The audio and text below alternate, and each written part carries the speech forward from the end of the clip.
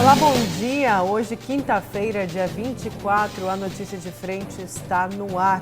E aqui ao meu lado, Lúcio Sorge e Antero Paz de Barros. Bom dia, Antero. Bom dia, Nayara. Bom dia, Lúcio. Bom dia ao telespectador e telespectadora. Bom dia, Lúcio. Bom dia, Nayara. Bom dia, Antero. E bom dia a você que nos honra com a sua companhia. Olha, a gente vai repercutir daqui a pouco alguns dos assuntos que são destaque, principalmente em nível nacional, essa votação do STF para decidir aí o julgamento, a soltura após segunda instância. E olha, eu quero começar uma notícia de frente falando que o TJ mantém ex-secretário afastado de Conselho de Empresa Pública em Mato Grosso. O Éder Moraes Dias foi afastado, então, da Desenvolve MT após a ação da PGE. O Tribunal de Justiça de Mato Grosso mantém a decisão proferida em primeira instância que proíbe o direito a voto de Éder Moraes na Agência de Fomento do Estado de Mato Grosso. A decisão é do desembargador Luiz Carlos da Costa, na segunda Câmara de Direito Público e Coletivo do TJ. Ao analisar o agravo de instrumento interposto pelo ex-secretário estadual, determinou o processo do recurso sem atribuir a ele efeito suspensivo para avaliar com mais tempo o recurso. É o que a Procuradoria-Geral do Estado diz em relação ao ex-secretário de Fazenda, Éder de Moraes, é de que ele não pode ficar lá como sócio da... a Desenvolve, né? Desenvolve MT. Né? Porque ele não teria idoneidade moral em função dos inúmeros processos que ele responde em relação ao que ele é acusado de ter feito exatamente na administração pública. Essa é a posição da Procuradoria-Geral do Estado em relação a Éder de Moraes. Olha, é muita cara de pau do Éder, está recorrendo para continuar, depois de ter sido condenado a mais de 100 anos de prisão, para continuar opinando sobre as finanças do Desenvolve MT e tal. Olha, é demais. Parabéns ao desembargador Luiz Carlos da Costa e ao Tribunal de Justiça de Mato Grosso. Olha, eu quero saber os destaques de vocês para hoje. Lúcio, vamos começar com o seu destaque? Vamos lá. O meu destaque aí é uma decisão aí do Tribunal de Contas do Estado em relação ao Hospital Municipal de Cuiabá, né? Uma posição aqui do Pleno do Tribunal de Contas que negou um recurso aí do prefeito de Cuiabá, Emanuel Pinheiro, que visava revogar uma medida cautelar que suspendeu o procedimento de transferência da gestão do Hospital e Pronto-Socorro de Cuiabá, o HMC, à Empresa Cuiabana de Saúde Pública. E aí, a preocupação lá do Tribunal de Contas é em relação aos gastos, né? Diz o seguinte, que transferindo, né, a gestão lá do Hospital e Pronto-Socorro de Cuiabá, a Empresa Cuiabana de Saúde, existe um risco de se gastar demais e de que essa gestão pode se revelar como fraudulenta. É o meu destaque de hoje. E o seu destaque, Antero? Olha, meu destaque é o seguinte, é assustador o número revelado pelo secretário de Planejamento do Estado de Mato Grosso, que de uma receita, prestem atenção, de 89,7 bilhões de reais no plano plurianual, portanto, nos próximos 3 anos, o Estado deverá, 4 anos, o Estado deverá arrecadar 89,7 bilhões de reais e só de salários a previsão é pagar mais de 64 bilhões de reais. Eu vou comentar sobre isso, mostrando que apesar do crescimento de Mato Grosso, apesar da reação da economia de Mato Grosso, é muito difícil, porque sobra muito pouco para investimento. Quer dizer, a sociedade está exaurida na sua capacidade de pagar impostos, e a sociedade não vê o retorno de obras. E eu quero casar isso com o novo objetivo do governo Bolsonaro. Assim que terminou na última terça-feira, a votação da reforma da Previdência, o ministro da Fazenda, Paulo Guedes, disse que agora o Estado brasileiro não vai insistir na reforma tributária, vai deixar a reforma tributária para o ano que vem e vai insistir na reforma administrativa, inclusive no Pacto Federativo. E aí tem duas novidades importantíssimas para o servidor público. O governo Bolsonaro quer mudar a lei para permitir a redução de salários dos servidores públicos. Ponto 1. E o governo Bolsonaro quer mudar a Constituição para acabar com a estabilidade do emprego. Ou seja, o funcionário público poderia ser demitido mesmo concursado. Mesmo concursado. Certo, olha... É isso. E a posição do presidente Jair Bolsonaro é de que a opção aí pela reforma administrativa é porque ela seria mais fácil de ser aprovada. Daqui a pouco a gente volta, então, a falar desses dois assuntos. Eu quero ir para as notícias nacionais, falar que Eduardo Bolsonaro anunciou a desistência da indicação para embaixador no Brasil nos Estados Unidos. O deputado, filho do presidente Jair Bolsonaro, fez um anúncio no plenário da Câmara durante a votação do projeto sobre o acordo Brasil-Estados Unidos para uso da base de Alcântara pelos norte-americanos. No seu discurso aí em plenário, ele disse que desistiu da indicação para ocupar o posto de embaixador do Brasil nos Estados Unidos. E aí eu pergunto para vocês dois. Primeiro eu vou colocar aqui o que ele declarou no plenário. Foi uma decisão que eu estava pensando há muito tempo. A gente escuta conselho de muita gente. Além disso, tem a questão do meu eleitorado. Confesso, não era a maioria que estava apoiando ali. Argumentou o parlamentar em entrevista também aos jornalistas logo depois do discurso. Seria um papel a ser desempenhado, mas aqui no Brasil também eu acho que tem um papel tão importante quanto ou talvez mais, disse o deputado Eduardo Bolsonaro. E aí eu pergunto, essa decisão, na verdade, foi para não sofrer mais uma derrota? Acho que essa decisão lembra a história do macaco, né? O macaco queria pegar a banana, ele sobe, aí a banana estava no lugar inalcançável pelo macaco. Aí ele olha para a banana e fala assim, a banana está podre. Ele não ia conseguir pegar. O Eduardo Bolsonaro dificilmente seria aprovado pelo Senado da República depois dessa guerra fratricida dentro do PSL, né? Que ele diz o seguinte, que né? não tem equilíbrio para ser embaixador brasileiro. Quer dizer, com qual diplomacia que ele representaria o Brasil em Washington, lá nos Estados Unidos, em Nova York. Será que seria com as redes sociais lá também ou não? Pois é. Não. Então eu acho que o Brasil ganhou com a briga do PSL. Está aí um motivo de lucro para o Brasil. Pelo menos a gente tem que se preocupar com o Eduardo Bolsonaro só aqui. Não vai atrapalhar o Brasil lá fora. Porque ele disse o seguinte, que nessa justificativa aí, ao renunciar, né? Interessante, né? Ele foi indicado, né, pelo presidente Jair Bolsonaro, né? Precisava da aprovação do Senado, tinha uma resistência muito grande ao nome dele. Aí ele falou assim, olha, eu não quero mais, não vou mais para lá, porque tem coisas mais importantes para serem resolvidas aqui no país do que a Embaixada dos Estados Unidos. E a coisa mais importante que tem é essa confusão, é essa guerra em campo aberto do PSL, cujo pano de fundo é lá aquela extraordinária, a verba milionária do fundo eleitoral do PSL para as eleições do ano que vem. Algo em torno aí de 300 milhões de reais. Lúcio, em qualquer país democrático do mundo, as declarações da deputada Joyce, que foi líder do governo, dizendo que o governo tem na sala, no gabinete do Palácio do Planalto, o governo tem um gabinete da maldade.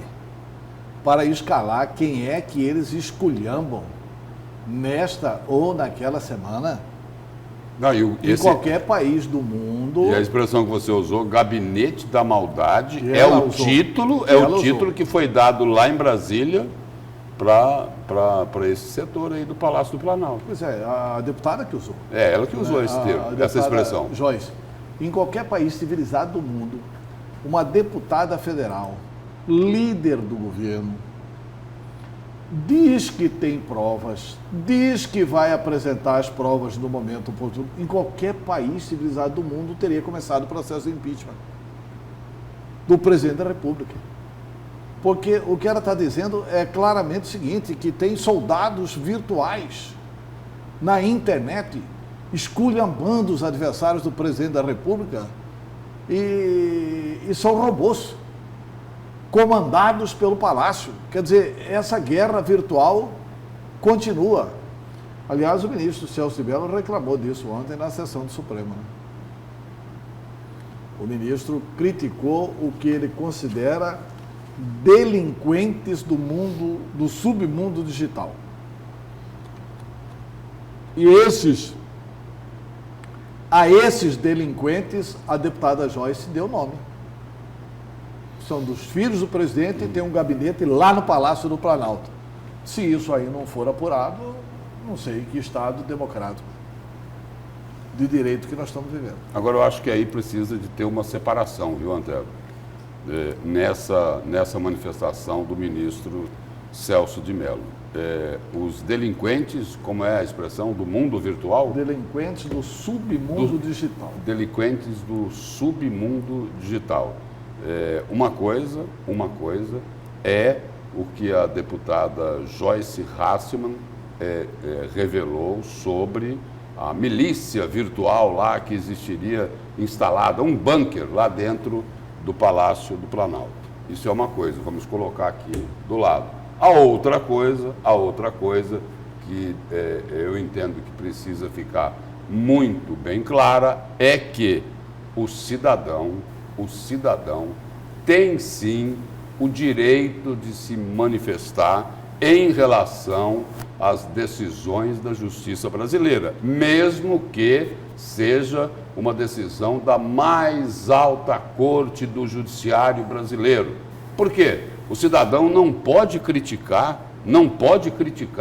o fato de que os ministros do STF podem vir a aprovar o fim da prisão em segunda instância. É lógico que o cidadão pode criticar, porque ninguém concorda com isso, porque isso daí é uma forma de dar um passaporte para a impunidade. Então o cidadão pode e deve criticar. Então, eu acho que é preciso separar as duas coisas. Mas eu acho que ele separou. O que ele separou é o seguinte, o suposto uso de perfis falsos nas redes sociais por assessores dos filhos do presidente Jair Bolsonaro. Aí está claro, né? Com o objetivo de difundir informações inverídicas e difamatórias. O perfil é falso, quem está comandando isso são os filhos do presidente Bolsonaro, segundo a deputada Joyce. O que ele está dizendo é que isso tem que ser apurado, tem que ser apurado. É diferente do jornalista Lúcio, do Antero, da Nayara, assumirem uma posição com um ponto de vista diferente daquilo que entendeu o Supremo Tribunal Federal. Né? Ninguém é obrigado a concordar com a decisão do Supremo. A gente é obrigado até a cumprir. Mas a concordar e a não poder criticar vai a uma distância muito grande. Mas creio que o ministro Celso de Mello, ele é um defensor da liberdade de pensamento, de expressão e jamais atacará essa liberdade de crítica. Né? O Supremo, por exemplo, o Supremo precisa ser questionado sobre esse inquérito que o Supremo abriu por determinação do Dias Toffoli, nomeando o Alexandre de Moraes. É um inquérito totalmente ilegal e a atitude do Supremo não encontra amparo no Estado de Direito Democrático brasileiro. O Supremo precisa ter a decência de anular esse inquérito. Porque o acusador no direito brasileiro é o Ministério Público. Não pode ser, o juiz que acusa não pode julgar. E quem está acusando nesse caso é o próprio ministro Alexandre de Moraes. Então, esse inquérito aí não vale absolutamente nada aos que gostam do Estado Democrático de Direito, né? Ainda que o Supremo valide isso, não dá para concordar com essa decisão do Supremo, né? Nesse caso aí desse inquérito aberto aí pelo próprio Supremo Tribunal Federal, desconheceu lá uma manifestação da própria Procuradoria-Geral da República. Na realidade aí, eles agem bem fora aí do Estado democrático, né? Aí, nesse caso aí, é uma decisão tipo assim de imperador, né? Olha, eu decidi, está decidido, pronto e acabou, cumpra-se. E isso é um rompimento com a Constituição. E o Supremo não pode romper com a Constituição. O Supremo tem que ser o guardião da Constituição e não ser o guardião da impunidade e da preservação daqueles que querem preservar a impunidade. E daqui a pouco a gente vai falar sobre o julgamento, né, que o STF retomou o julgamento para decidir aí a constitucionalidade da prisão após segunda instância. A gente vai falar daqui a pouco mais sobre isso. Agora eu quero falar de reforma da Previdência. Vamos aqui a essa matéria do GD, do portal Gazeta Digital, da Thalita Amaral. A aposentadoria, senadores de Mato Grosso votam a favor da reforma da Previdência. Os 3 senadores de Mato Grosso foram favoráveis à reforma da Previdência, projeto votado na noite de terça no Senado Federal. A proposta foi aprovada por 60 votos a 19. Apesar de terem divergências em algumas questões, nessa votação, Jaime Campos, do DEM, Selma Arruda, do Podemos, e o Wellington Fagundes, do PL, votaram unidos a favor da reforma. Então, o texto que já teve seus destaques votados, também aprovados, e segue para promulgação para depois ir para a Câmara. Na Câmara ainda tem 2 votações, aí sim, para ser aprovado e contar aí com a sanção presidencial, Lúcio Antero. E agora a pergunta que fica, né, claro, essa crise enorme dentro do PSL, e o governo Jair Bolsonaro sempre disse que a prioridade de todo o governo, tanto que até sofreu críticas porque não tinha apresentado ainda um projeto, que a prioridade era a reforma da Previdência, mas a reforma da Previdência acabou ficando, quem ficou com os bônus dela foi Rodrigo Maia, ali na Câmara. E agora, de quem é a grande vitória? Eu sei que, não quero a resposta aí do Brasil, mas de quem que é a reforma da Previdência? Não, Qual é uma grande reforma do governo? A reforma da Previdência, ela teve o projeto que o governo mandou, né? Tem o projeto que o governo mandou, o governo arrefeceu na reforma para os militares, a coisa dos militares está votando apenas agora. Os militares foram poupados na reforma, tem algumas coisas que são ruins na reforma, mas havia uma consciência do país, e principalmente do Congresso Nacional, que era necessário aprovar a reforma. Eu acho que foi uma vitória de todos, mas foi uma vitória onde não se exigiu do governo nenhuma articulação política. Se dependesse da articulação política do governo, a reforma não teria passado. Quem garantiu a vitória foram o DEM, o PSDB, o Congresso Nacional, enfim. Foi Rodrigo Maia na Câmara dos Deputados, Tasso Gereissati e Davi Alcolumbre no Senado da República. Não teve, assim, uma participação... Aliás, o presidente viajou. O presidente estava de férias. Por isso que a crise diminuiu, a crise viajou, né? Então, a crise diminuiu e o Congresso está tão consciente do seu papel que o Congresso tem chamado para conversar fora da agenda do presidente o Paulo Guedes. Essa imagem, Antero, essa imagem, o que você acabou de colocar, estava ilustrada com a imagem lá do plenário do Senado Federal na última terça-feira à noite. O presidente do Senado, né, ocupando ali a cadeira dele de presidente, e ao lado dele, o ministro da Economia, Paulo Guedes, que é a pessoa que o Congresso tem dialogado. É o canal de comunicação com o Congresso. E isso não tem nada a ver com o governo. O governo, na questão da reforma da Previdência, bateu muita cabeça, arrumou muita confusão, e aí o seguinte, aí o Congresso falou, olha, o deputado Rodrigo Maia, né, principalmente, ele falou, pode deixar que a reforma da Previdência nós vamos dar um jeito de resolver, porque o Brasil precisa disso, porque não tem como não ter essa reforma da Previdência, porque daqui a pouco o Brasil não vai conseguir pagar mais os seus aposentados. Olha, com todos os erros, com todos os defeitos que possa ter o deputado Rodrigo Maia, sem dúvida ele foi um gigante na aprovação da reforma da Previdência. Muito mais do que o Davi Alcolumbre, porque ele deu o pontapé inicial. Muito mais do que o Davi Alcolumbre. Bolsonaro é uma figura decorativa na aprovação da reforma.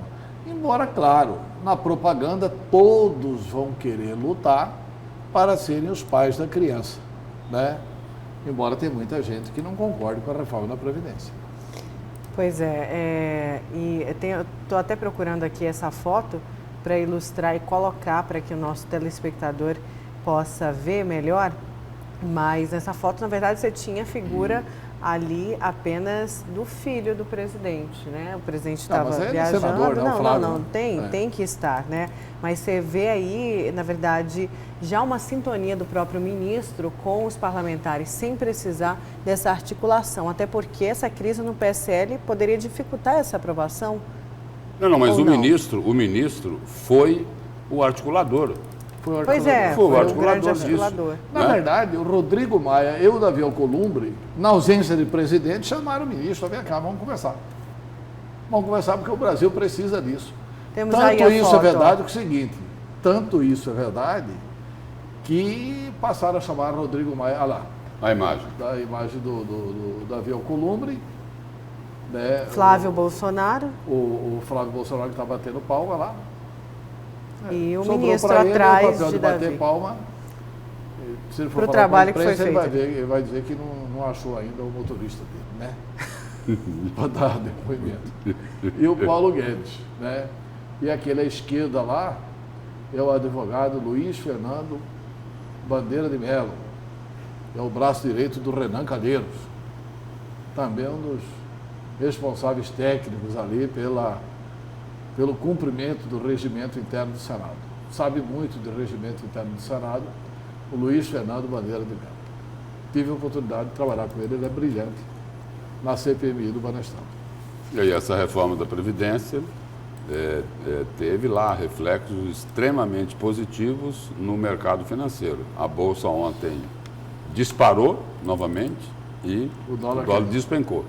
É isso? É isso. Agora, a grande preocupação aí dos analistas do mercado econômico é como vão se comportar aí os líderes políticos, né? Os filhos do presidente. Não, mas então, os líderes políticos, Antero. Não é isso? Quem tem liderado o país são os filhos do presidente. É isso. Olha, e o secretário de Viação e Obras de Várzea Grande, Luiz Celso de Moraes, participou ontem do Jornal do Meio-Dia. Ele falou sobre os problemas de infraestrutura da cidade e também falou que pode ser aí o sucessor de Lucimar Campos, disse estar preparado. Confira. Agora, é preciso falar a verdade para a população. O que é que não tem como ser resolvido? Aquilo que é reclamação forte da população e que não tem como ser resolvido de forma imediata e no médio prazo.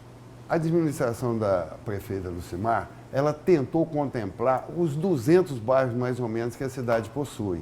Obviamente, como eu disse no início, gostaríamos de pavimentar os 800 quilômetros que faltam ainda, mas estão sendo contemplados agora 150 quilômetros de pavimentação nova, com 70 quilômetros. Que região que não conseguirá ser atendido? Todas foram, os 4 quadrantes do município, um pouquinho aqui, um pouquinho ali, foram beneficiados. A gente não discriminou nenhuma região e tentando, na medida do possível, os 4 quadrantes do município serem atendidos. Secretário, o senhor respondeu praticamente aqui todas as perguntas. Conhece os problemas da cidade assim?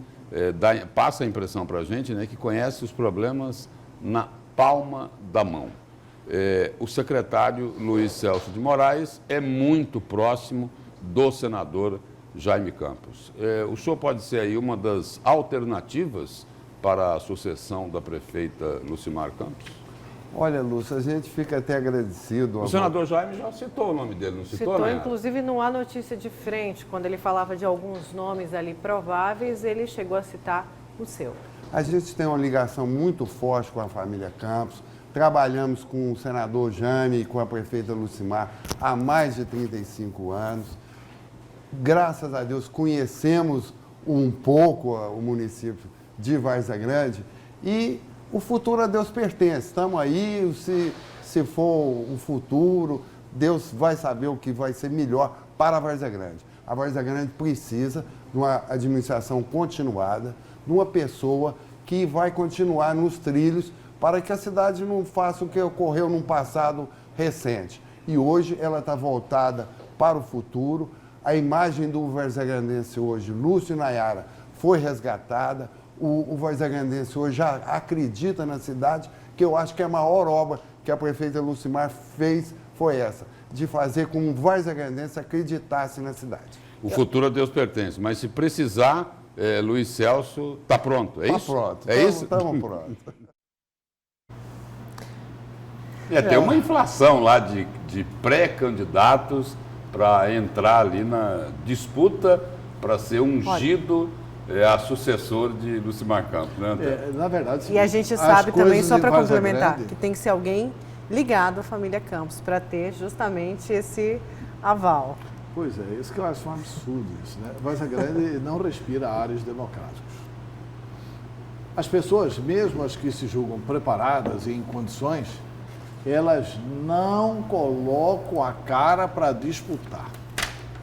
Ali é mais ou menos assim: fazei tudo o que seu mestre mandar. E não discutir. E não discutir. Entendeu? Então é a maestra prefeita que faz uma administração elogiável e por isso tem força para indicar o sucessor, e o senador Jaime Campos, que não abre mão do direito de tirar do bolso do colete quem é que vai ser o candidato. A grande verdade é essa.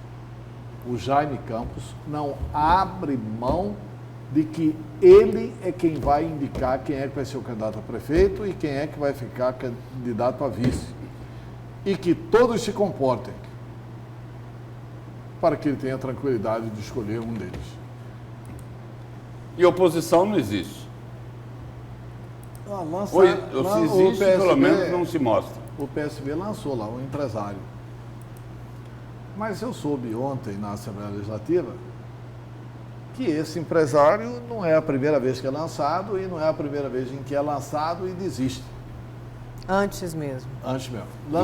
Do setor gráfico? Não, do setor frigorífico. O dono do Frical. Um diretor de frigorífico, um diretor proprietário de um frigorífico, do Frical. Ele foi lançado pelo Partido Socialista Brasileiro, fez uma reunião em Várzea Grande com mais de 500 pessoas, deu uma animada na turma, mas a gente não vê sequência, né? E que seria um candidato de oposição, porque isso está colocando a campanha na rua, independentemente de dona Lucimar. Pode ser que ele seja candidato, pode ser que não seja. Lá todos acham que tem que ter a bênção de Jaime para ganhar. Mas é justamente por isso que não se tem uma competitividade política em Mato Grosso, porque todos esperam o aval da família, em Várzea Grande, porque todos esperam o aval da família Campos. Falta uma grande liderança, um grande nome, um empresário mesmo, para se dispor aí a enfrentar a família? Olha, na verdade é o seguinte, eles perderam 2 eleições seguidas lá, né? Eles perderam a eleição para Murilo Domingos. Aí enfrentaram o Murilo Domingos na reeleição, o Murilo estava com 80% de ruim péssimo. Era quase impossível o Murilo ganhar a eleição.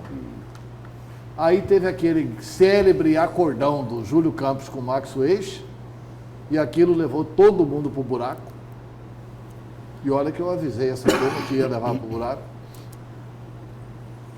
E aí, na Várzea Grande não se falava outra coisa. Não, nós preferiríamos Murilo dormindo do que Júlio acordado. E o Murilo ganhou a reeleição. Depois, o Wallace ganhou da dona Lucimar. Quer dizer, então, eles vieram de 3 derrotas seguidas. Mas qual foi o resultado da entrega para a população de Várzea Grande? A coisa foi tão ruim que acaba o Wallace com 2 anos e pouco de governo sendo cassado. Aí a Lucimar entra e faz 1 ano e meio de bom governo e ganha a reeleição com mais de 70% dos votos. E hoje tem mais de 70% de aprovação. Então as pessoas ficam com a impressão assim, puxa, será que aqui só dá certo com os Campos? Porque eles perderam 3 vezes. E os que ganharam Não fizeram, deram E conta, tudo depende né? Fizeram também. um papelão. E tudo também depende, não é, Antero e Nayara, da referência que se tem, não é? É o que você acabou de colocar aí. O Murilo Domingos, né, já falecido, né? O Wallace Guimarães foram 2 tragédias como administradores. O Murilo lá era de- uma pessoa muito querida, Não, grande sim, empresário, sim. dono da Casa Domingos, que tinha um lastro enorme em Várzea Grande, né? Mas com uma administração que Mas depois deixou muito a fracassou na desejar. gestão pública. Aí o outro lá, o Wallace Guimarães, acabou sendo cassado. Então, aí chegou Lucimar Campos tendo isso como referência. Eles, durante 30, 40 anos, dominaram a política em Várzea Grande. Perderam ali 2 ou 3 eleições e aí essa era a referência da população. Olha, Que os vê Campos agora. saíram, entraram outros e a coisa piorou. Tipo assim, ruim com eles, pior sem eles. É por isso que eu falei da referência. E o seguinte, outra coisa lá é o seguinte, se trabalha lá politicamente para impedir o surgimento de lideranças que amanhã ou depois possam conquistar um voo próprio. Esse é o trabalho que é feito, né? Por exemplo, o candidato aí que vai ser escolhido, que vai ser ungido, né? Para disputar aí a sucessão da prefeita Lucimar Campos, também tem que ter esse perfil. Não pode ter asas muito longas, né? Tem que entrar e ser cordato o suficiente para passar o bastão após 4 anos, ainda que tenha direito de reeleição. Né? É mais ou menos esse acordo. Tem que ser essa coisa. Agora, na verdade, o grande problema da política hoje não é de Várzea Grande, de Cuiabá, de qualquer lugar. É assim, as pessoas discutem nomes. Discutem quem é que vai enfrentar os Campos em Várzea Grande, ou quem é que vai ser o candidato dos Campos em Várzea Grande.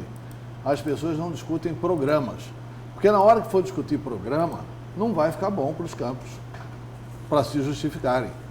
Por exemplo, Várzea Grande não tem rodoviária, Várzea Grande não tem estádio. Ah, mas dona Lucimar inaugurou aqui um estádio para 2.500 pessoas, que foi o Dito Souza, belíssima inauguração, deve ser aplaudido, beleza. Rondonópolis, que é uma cidade do mesmo porte de Várzea Grande, tem o estádio do União, tem o estádio do Lutero Lopes, que é da prefeitura, que é um estádio para 15 mil pessoas. Então, Várzea Grande não tem estádio, Várzea Grande não quis assumir o Cote do Parim, que poderia ser um estádio com capacidade de ampliação e belíssimo para o município de Várzea Grande. Várzea Grande não tem rodoviária. Não tem grandes parques, lazer gratuito. Várzea Grande, se você pegar e prestar atenção no que o Mauro Mendes fez na orla do porto aqui em Cuiabá. Olhe a orla do porto do lado de Várzea Grande. Você vai ver que é um abandono total. Você vai ver que é uma imagem que não é uma imagem bonita. Mas não tem ninguém fazendo esse debate em Várzea Grande. Várzea Grande perdeu alguns milhões de reais de saneamento básico. Várzea Grande não tem política de saneamento. Várzea Grande não tem resolvido sequer o problema de água tratada. Então tem muito assunto para a oposição navegar. Só que não é navegar esculhambando, é navegar propondo o que é que quer fazer com o município de Várzea Grande. Né? Então, eu acho assim, a eleição lá pode ficar difícil.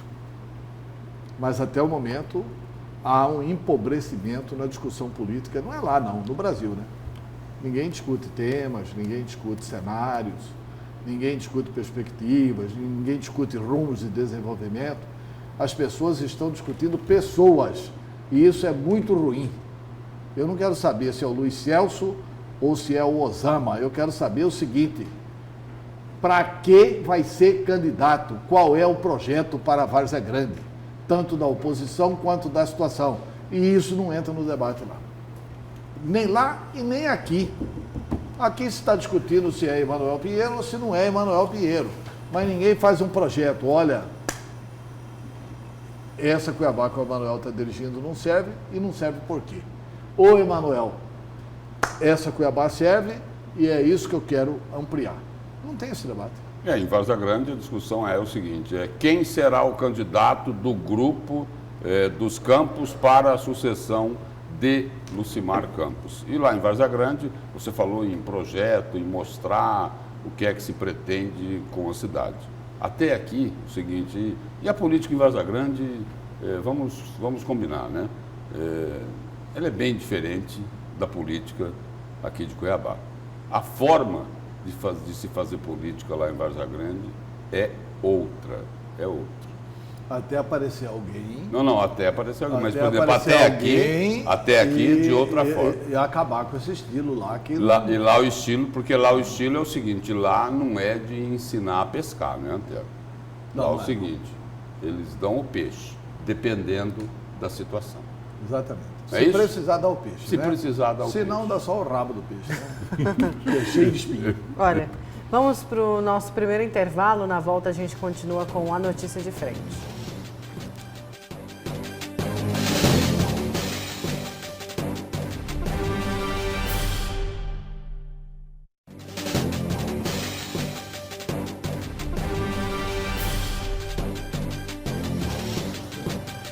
Voltamos com a notícia de frente. Vamos saber quem são os nossos cúmplices, quem nos ajudam a fazer o programa. Lúcio. Vamos lá, Nayara. A Hélida, do Dr. Fábio, Silveira, de Pontes e Lacerda, Marina, de Várzea Grande, o Amado Franco, de Primavera do Leste, Marcelo Ferreira, do Morado da Serra, Márcio Preto, lá de Livramento, Chico Cowboy, Dorival Veríssimo, Damares de Souza, Vander, o palhaço Batatinha, ou Batatinha, não sei. Batatinha. Batatinha. Muito bem, Nayara. Zé Carlos Ariela do Renascer. aqui. Soprou? Obrigado, Ariela. A Fátima do Costa Verde, Orlandinho de Barra do Bugres, o Floresvaldo do CPA 2, o Sil Ramos, que é lá de Barão de Melgaço, e o Giovanni de Várzea Grande. Antero, temos mensagens? Temos mensagens aqui interessantes. Uma está dizendo o seguinte: cota zero. Primeiro, parem de jogar esgoto no rio, lixo, desmatamento que causa erosão nos rios. Drogas. Primeiro isso. É isso que estou falando, Antero. Dragas, né? Se Joyce sabia de perfis falsos, não fez nada, ela é cúmplice. E tem que ser investigada, porque também tem perfis falsos então. Não somos PSL, somos Bolsonaro. Que beleza, hein, cara? Bonita mensagem. Né? Aí tem uma outra aqui, é o seguinte. Bom dia, Antero, Lúcio e Nayara. A justiça brasileira é uma vergonha. Protege bandidos. Pois é aí que o povo vai ver o caráter desse deputado. Pois é, Antero, se eu for político, eu posso roubar e não vou para cadeia. Vamos ler as mensagens, por favor. Vocês colocam o telefone, mas não lê as mensagens dos telespectadores? Sou Fátima do Costa Verde. Está aí, Fátima. É que eu não consigo ler todas, Fátima. Mas hoje, casualmente, li a sua. Muito obrigado pela audiência. E desculpe por não ler todos os dias, mas continue mandando as mensagens aqui, né? Tem uma outra aqui, o seguinte. Antero, admiro muito você, mas criticar é fácil. O STF, o Senado e a Câmara Federal trabalham só para defender bandidos, inclusive eles próprios. Você, Antero, é um cara intermap. Sinceramente, não sei o que é isso. Não venha nos chamar de burro, dizendo que os filhos de Bolsonaro que estão governando o Brasil. Zé Carlos do Renascer. Zé Carlos, primeiro, não disse que ninguém é burro. Segundo, não fui eu que disse que os filhos do Bolsonaro estão governando o Brasil. Quem disse que os filhos do Bolsonaro que estão governando o Brasil foi o delegado Valdir, né? Ele disse o seguinte: Bolsonaro é uma marionete Os 3 filhos dele é que estão governando o Brasil. Nós lemos aqui a declaração do delegado Valdir. Foi isso, Zé Carlos, mas muito obrigado pela audiência. Até amanhã. Mas você pode verificar, ainda voltando só esse assunto rapidamente, Antero Lúcio, dessa crise do PSL, existe um apoio muito grande da população à ala bolsonarista, aos filhos de Bolsonaro. Isso ficou bem claro, inclusive, quando Joyce Hasselmann rompeu e o quantos seguidores ela perdeu aí depois dessas brigas e dessas crises junto aos filhos do presidente. Eu acho que a milícia dele perdeu força na rede, hein?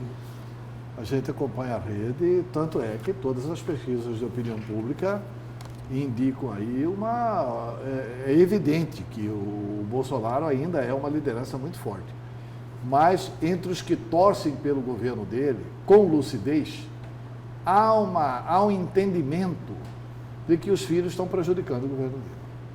Há um entendimento lá. Você vê o general Mourão, não, o Bolsonaro vai cuidar dessa rapaziada. O vice-presidente da República falou isso, o general Hamilton Mourão.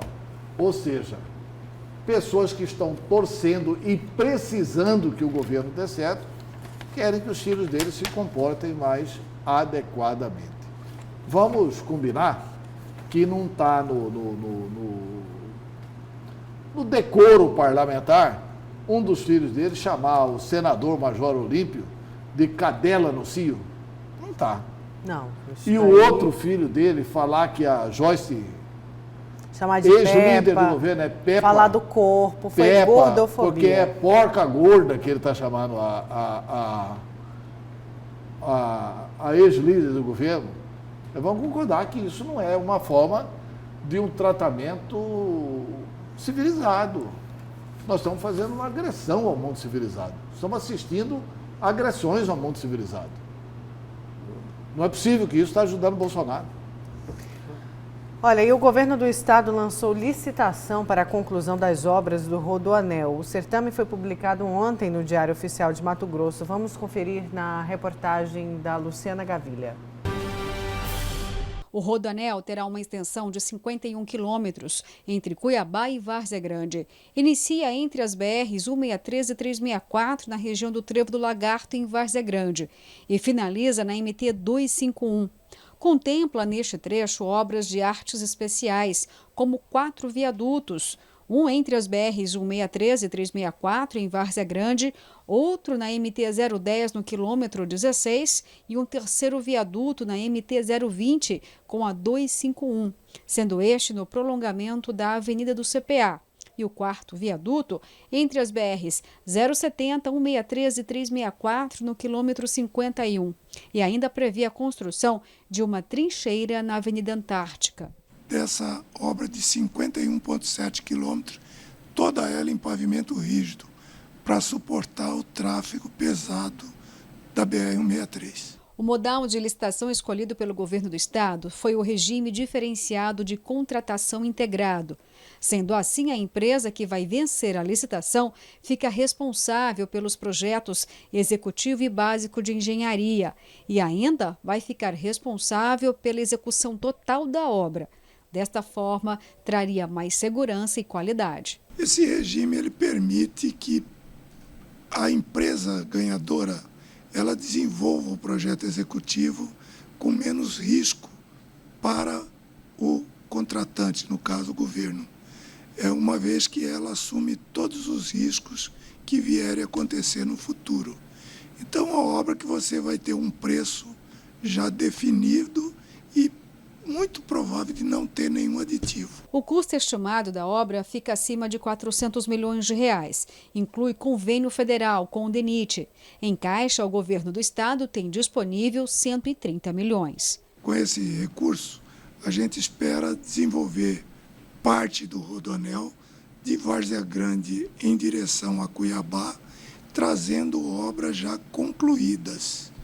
Então, à medida que for entrando recurso, nós vamos avançando as obras, de modo que a rodovia esteja sempre atendendo a demanda de tráfego existente. O secretário adjunto da Cinfra explica que o governo vai priorizar a qualidade desta intervenção.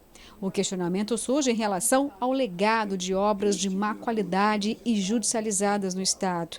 A maioria das intervenções de mobilidade urbana. Nós estamos tomando toda a precaução, vai ter supervisora permanente no trecho, fiscalização permanente no trecho. Além do mais, é uma obra aqui dentro de Cuiabá e nós vamos ter oportunidade de visitá-la quase que diariamente. Eu entendi, então essa obra ela vai acontecer por etapas, ela não vai começar simultaneamente em todos os trechos da abrangência dela, é isso? Perfeitamente, porque isso que pode ocorrer, o que normalmente ocorre, as empresas ganham um contrato e ficam atacando a obra como um todo e o dinheiro não dá para fazer todas as obras e acaba ocasionando transtorno e aditivos. Vou comentar, porque é importantíssimo essa obra. Né? O governo Mauro Mendes está dando sequência a uma obra que ficou 4 anos parada no governo Pedro Táxi, que o Silval Barbosa também não levou para lugar nenhum. E tem 130 milhões parados aí no Estado. O que falta para completar a obra são mais de 400 milhões. Mas com 130 milhões já vai dar para atacar de Várzea Grande para Cuiabá. Qual que é a importância dessa obra, Lúcio? O caminhão, eu vou tentar explicar aqui, o caminhão que vem de Rondonópolis, ele não vai mais entrar na cidade de Cuiabá. Ele vai pegar o rodoanel lá nas proximidades ali da Estância Bahia, do Sinuelo, ele vai entrar à direita ali na Estância Bahia do Sinuelo. Aí ele vai cortar por fora da cidade e vai sair em Várzea Grande. Só vai entrar em Cuiabá os caminhões que precisarem fazer descarga em Cuiabá. Os caminhões que forem para Várzea Grande e para outras cidades do Nortão, eles não precisarão entrar nem em Cuiabá, nem em Várzea Grande. Isso vai melhorar consideravelmente o trânsito na capital. Além de criar uma infraestrutura que é necessária para uma capital como é a capital do estado de Mato Grosso. Eu só quero aqui fazer justiça, porque quem pensou primeiro nessa obra, e quem começou essa obra, e quem tocou essa obra com muito entusiasmo foi o ex-deputado Wilson Santos. O Wilson que pensou nessa obra, e essa obra é uma grande solução para a mobilidade urbana de Cuiabá, inclusive. Cuiabá vai ser muito beneficiada com isso. Inclusive foi muito criticado, né? Sim. Por não ter conseguido concluir a obra. Lúcio, vamos para o seu destaque? Vamos, né? O meu destaque hoje é que o Hospital Municipal de Cuiabá, que está anunciado aí, a última inauguração, né, Antero? A última, para colocar o Hospital Municipal de Cuiabá funcionando a pleno vapor, assim, 100% lá das instalações, pode ter problema.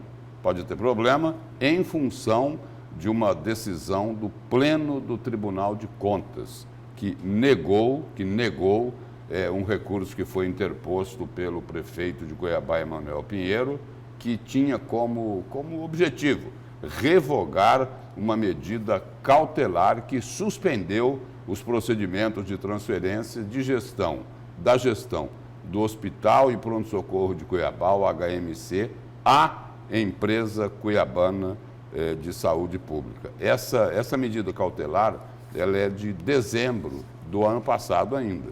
Ela foi emitida lá pela conselheira Jaqueline Jacobsen. Na ocasião, ela determinou lá que a prefeitura suspendesse imediatamente os procedimentos da transferência de gestão do novo hospital e pronto-socorro de Cuiabá.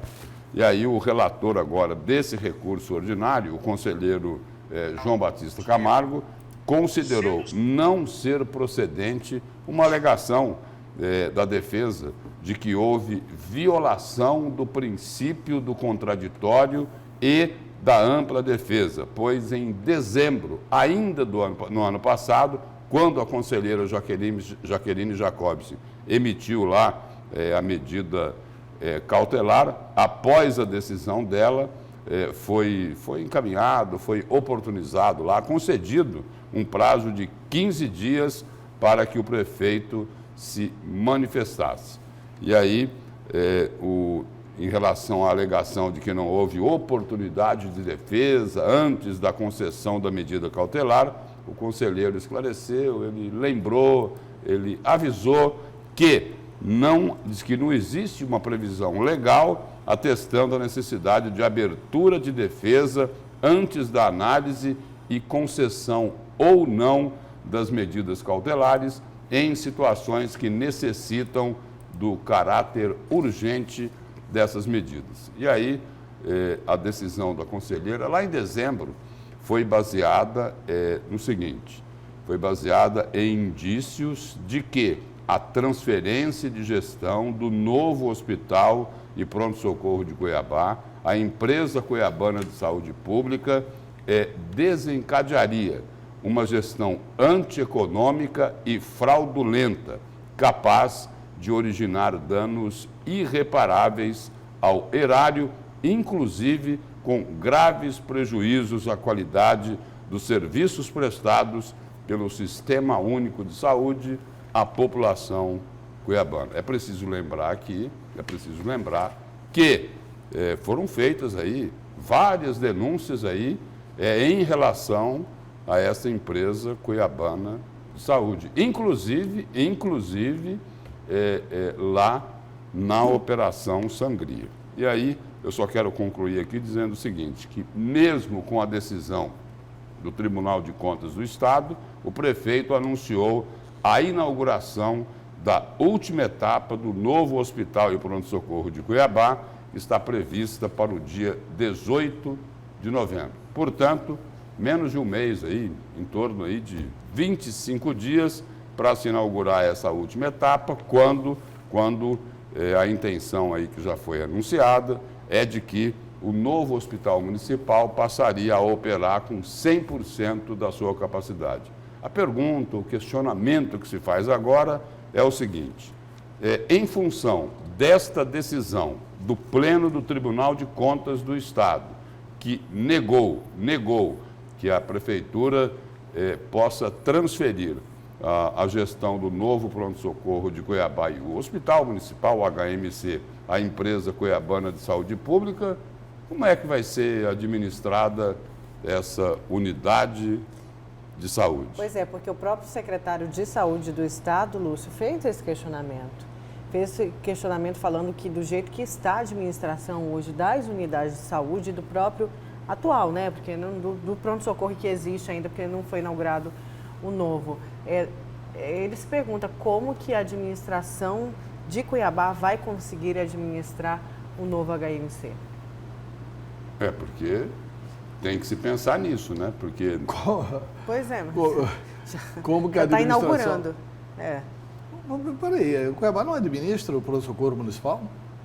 O novo HMC... Não, fala diante de todas as irregularidades que já foram apontadas, inclusive dessa confusão de administração de remessa de medicamentos, de insumos, enfim, de tudo que já foi noticiado. Olha, primeiro que eu vejo má fé da prefeitura aí.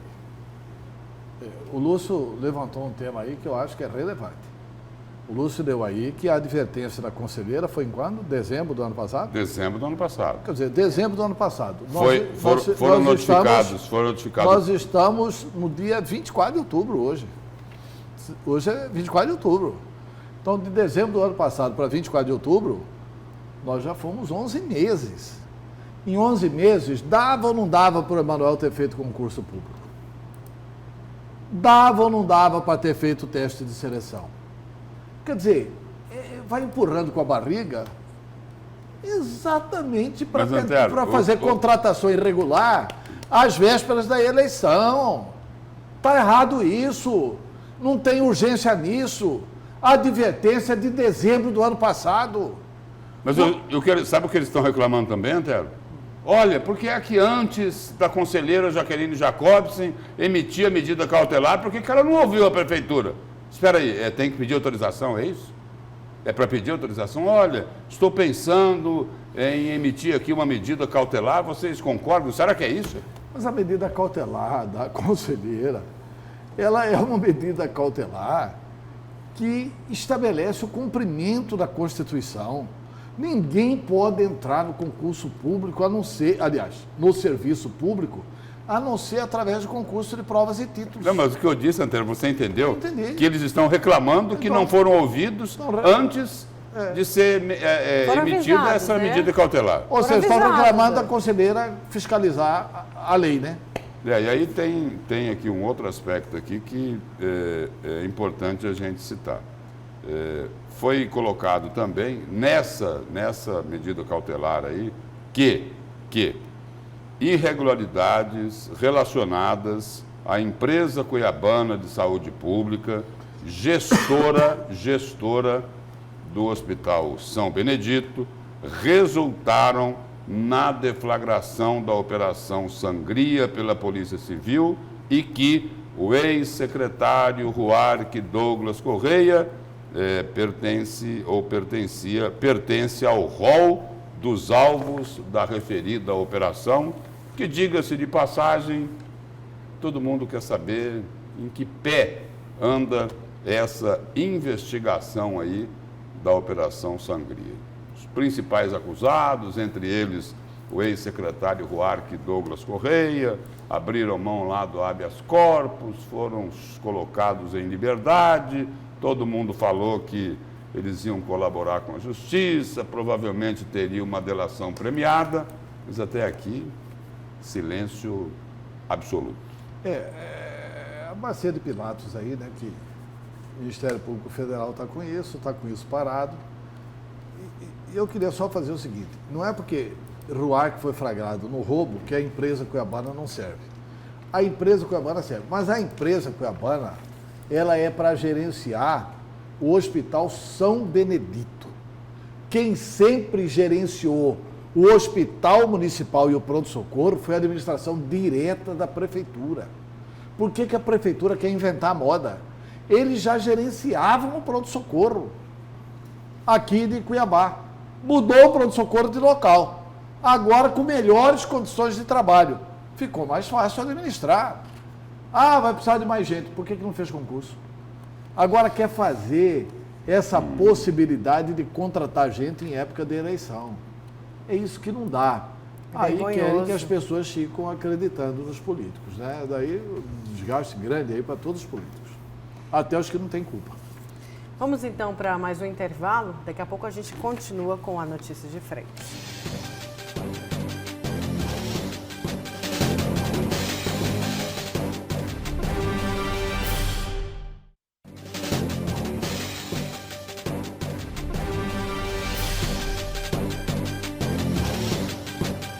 Voltamos com a notícia de frente. Vamos saber agora, na verdade, para o seu destaque, Antero. Bom, Nayara Lúcio, telespectador e telespectadora. É um assunto, assim, da maior gravidade, a audiência pública que teve na Assembleia Legislativa, por sinal muito boa, onde esteve presente o secretário de Planejamento do Estado de Mato Grosso, e ele apresentou, nessa audiência pública, os números do Programa Plurianual. É a previsão do Estado, do desenvolvimento do Estado, dos gastos do Estado nos próximos 4 anos. E acompanha aí o raciocínio. Nos próximos 4 anos, Mato Grosso vai ter uma receita de 89,7 bilhões de reais. Ou seja, Mato Grosso vai ter mais de 22 bilhões de receita por ano. Essa é a previsão do Estado. É evidente que isso pode surpreender, dada as enormes potencialidades de Mato Grosso. Dessa receita, será uma média anual de 22,4 bilhões. 22 bilhões e 400 milhões de reais. Só para que se forme um raciocínio, até o ano passado a receita era em torno de 17 bilhões. 19 bilhões este ano e vai para 22 a partir do ano que vem.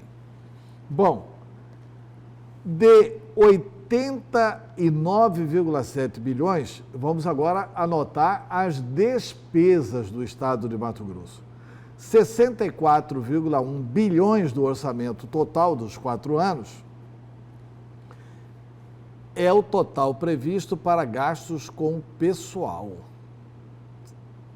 Pessoal e encargos.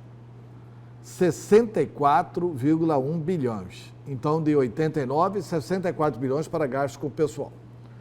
Juros da dívida, custeio da máquina pública, outras despesas e amortização da dívida compreendem gastos de 1,2 bilhão mais 17,1 bilhões mais 1,9 bilhão. Ou seja, 17,1 mais 9 dá 18, mais 1 dá 19. Mais 1,2 dá 20,2 bilhões. Que somado aos 64 já dá 84,3 bilhões de reais de gasto só com despesas. Aí vem outras despesas do governo indispensáveis, que são as prioridades do Estado. Saúde, educação e segurança pública. Nos 4 anos, serão destinados para os 3 itens, saúde, educação e segurança, 37 bilhões de reais de recursos. Ou seja, o que é destinado para saúde, educação e segurança é menos do que você vai gastar com a folha, se bem que aqui também está incluído folha de educação e da saúde. Comparado ao valor executado no PPA anterior, que totalizou 28,4 bilhões, o plano plurianual irá direcionar uma aplicação de 30% maior dos recursos. Na saúde, o projeto prevê uma programação de recursos da ordem de 8,4 bilhões, ou seja, o Estado vai gastar 22,36% a mais. Para a educação, 13,9 bilhões. O Estado vai gastar 27,7%. E na segurança pública, haverá um acréscimo de 14,54%, que representa um total de 14,7 bilhões. Só para fechar, os investimentos em 4 anos, 5 bilhões e 140 milhões. Quer dizer, de 89 bilhões, de 90 bilhões, só 5 para investimento. Em 4 anos. Em 4 anos. 1 bi 250 por ano. Por ano. É isso? É isso. O que é muito pouco, né? Você arrecada 90 bilhões de impostos e só pode investir 5 para dar retorno ao cidadão. A gente precisa repensar o Estado. É por isso que o Paulo Guedes quer diminuir o salário do servidor, o que eu não concordo, e quer também acabar com a estabilidade no emprego do serviço público, que também não concordo, mas é tema para outros programas. Olha, vamos falar agora da decisão, o Supremo decide sobre prisão após condenação em segunda instância. Só avisando que foi suspensa ontem à tarde, vai retomar hoje, quinta-feira, aí o julgamento. O STF vai retomar, na verdade, hoje, quinta-feira, o julgamento sobre a constitucionalidade da prisão após condenação em segunda instância. 4 ministros já votaram. O julgamento encerrou ontem em 3 votos a 1 a favor da prisão nessa fase do processo. Votou contra o ministro Marco Aurélio de Mello, já Alexandre de Moraes, Edson Fachin e Luiz Roberto Barroso votaram a favor da aplicação da pena em segunda instância. O entendimento contrário à prisão pode beneficiar o ex-presidente Luiz Inácio Lula da Silva, e teve manifestação ali em Brasília, a manifestação Lula Livre. Que beleza esse país, né? A manifestação que o PT está em festa, porque eles acham que esse placar muda e vai ser 6-5 ou 7-4, em favor da soltura do Lula, do Eduardo Cunha, do Sérgio Cabral, do Zé Dirceu e de mais ou menos uns 200 mil estupradores e bandidos do Brasil inteiro. Uma coisa que está sendo decidida lá pelo Supremo Tribunal Federal, e hoje nós teremos a decisão final sobre isso. Agora, essa questão do Lula aí é difícil entender, né? Eu não estou conseguindo acompanhar isso, Antero. Por exemplo, aí é Lula livre numa hora, aí na outra é Lula preso, não é isso? porque ele não quer ficar livre, né? Não, aquela questão lá da progressão dele, de regime para o semiaberto, aí é o seguinte, não, Lula preso, aí depois Lula livre. E Luciano Terra, olha, quem votou contra, né, a única pessoa, pelo menos por enquanto, que votou contra, o ministro Marco Aurélio de Mello, ele falou o seguinte, para o entendimento dele, o relator dos processos que tratam do tema, a Constituição determina que uma pessoa só pode ser considerada culpada após ter todos os recursos julgados. Mas eu assisti o voto do Alexandre Moraes e foi um voto tecnicamente brilhante. O Alexandre Moraes coloca o seguinte: depois da condenação pelo colegiado na segunda instância, o recurso não cabe efeito suspensivo para o Superior Tribunal de Justiça. É assim a Organização do Direito Brasileiro. E aí ele coloca o seguinte: e esse recurso você não pode mais discutir o mérito. Você pode discutir o mérito na primeira instância e na segunda instância. A terceira instância, que é o recurso para o STJ, você já não discute o mérito, você já não rediscute o mérito. Por isso é que tem que cumprir a pena depois da condenação em segunda instância. Mas eu acho que o Supremo vai dar um jeitinho e tal, porque tem muita gente poderosa presa e que precisa ser solta, na opinião de muitos lá do Supremo Tribunal Federal. Vamos ver o que vai acontecer hoje. E vamos falar agora da CPI da Energisa, que realizou aí a primeira audiência, a primeira reunião ontem. O repórter Luiz Vieira traz os detalhes. A CPI da Energisa foi instaurada na tarde desta quarta-feira aqui na Assembleia Legislativa de Mato Grosso. De acordo com os deputados membros, esta é uma resposta aos abaixo-assinados registrados pela população e também às reclamações registradas nas redes sociais. De acordo com o presidente da comissão, deputado Eliseu Nascimento, a comissão irá trabalhar em 3 frentes: investigar o aumento abusivo nas contas, o enxugamento no quadro de funcionários e também o mau serviço prestado pela companhia. Nós temos aí, inclusive, uma referência negativa no que tange a questão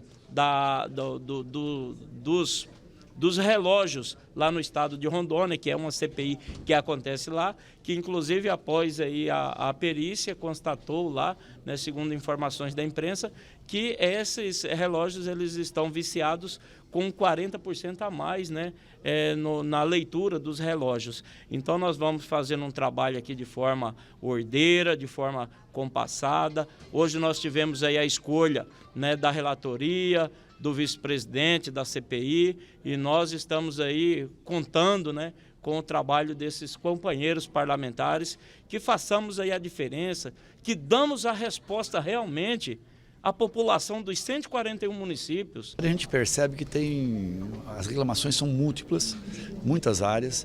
Eu sugeri também, num primeiro momento ainda não foi aceito, mas nós vamos fazer uma discussão interna, provavelmente na terça-feira, no gabinete do deputado presidente Eliseu, porque eu acho que o primeiro entendimento que nós temos que ter é quais são as responsabilidades da Energisa. Porque é uma concessão pública, é uma coisa altamente regulamentada e nós temos que acompanhar isso e saber se essa regulamentação está sendo cumprida ou não. Né? Existe uma regulamentação muito forte, então saber quanto tempo deveria estar sendo religado, está sendo religado, quanto tempo essa questão da falta de energia em muitas regiões, que ela vai embora e não volta e está paralisando a indústria. Relator é o Carlos Avalone, o vice-presidente, primeiro Tiago Silva.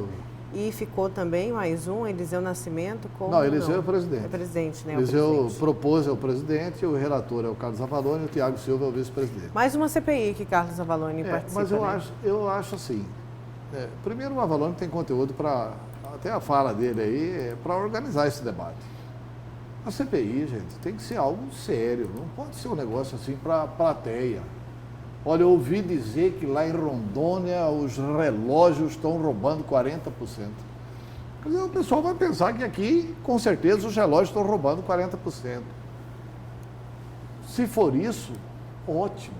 Mas vamos averiguar primeiro. Vamos fazer uma vistoria em várias cidades, pegar 10 equipamentos em cada cidade. levar no Inmetro, medir, averiguar, ver se isso tudo, para dar uma resposta técnica. A população quer essa CPI e quer que essa CPI ajude a população, mas alto lá, né?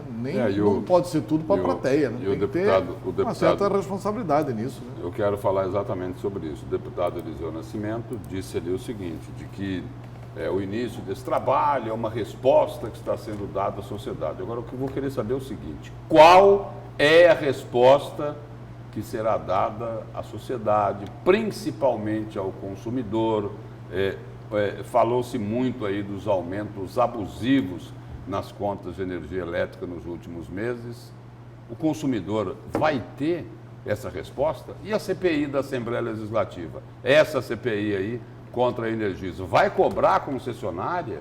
Vai tentar saber por que é que ela não pagou ainda os 550 milhões de reais que deve de ICMS por ter assumido o passivo que era da rede Semat? Vai ser cobrado isso? Vai colocar em discussão o percentual altíssimo do ICMS, não para baixar isso agora, mas, por exemplo, para ter uma posição, olha, nós podemos mexer nisso algum dia ou não podemos, porque é mais de 40% de imposto na conta de energia elétrica. Vamos aguardar para ver o que é que vai acontecer nessa CPI com temas que são importantíssimos. E como disse o Antero aqui, vamos esperar que não seja assim, naquela linha assim de jogar para a plateia. Até porque pode ter um efeito bumerangue, né? Os deputados têm poder, por exemplo, de averiguar essa questão do imposto. Eles vão entrar nisso? Exato. Eles vão entrar nesse debate? E o governador Mauro Mendes já mandou. E não tem poder de regulamentar a questão do preço da energia. Então, essas coisas têm que caminhar com tranquilidade. E o governador Mauro Mendes mandou um recadinho, né? Para eles, curto e grosso. Olha, não tem problema nenhum investigar a Energisa, mas olha, cuidado para não virar politicagem. A minha preocupação é 40, a primeira entrevista do presidente. Eu sou amigo do presidente, eu gostaria que ele tivesse cuidado com as palavras, porque a primeira entrevista dele, falar que o medidor está roubando 40%, é fácil, pega 10 medidores, leva no Inmetro e mede. Certo, gente, vamos então, bom dia. Acabou? Acabou. Bom dia, acabou. bom dia. Tchau. Eu vou fazer como ela, bom dia.